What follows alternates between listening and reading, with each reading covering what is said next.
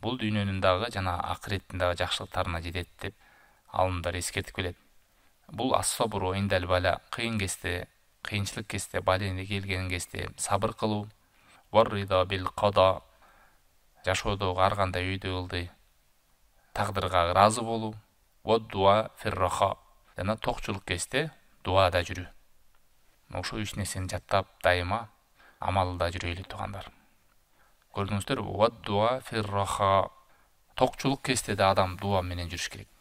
Ал эми токчулук, саламаттык, жакшылык кезде адамда, барчылык кезинде Аллах Тааланы унутуп, дуа кылбай, башына мүшкүл түшкөндө гана дуа кылуу жакшы белгилерден эмес.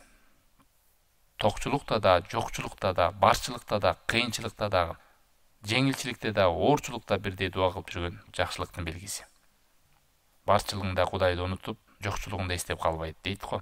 Ал эми кээ бир жүрөк ооп кете турган болсо, Аллах Тааланы жокчулук кезде дагы Аллах Тааланы эстебей коет. Бул такыр жүрөктүн катып калган, мерис болуп калган белгиси.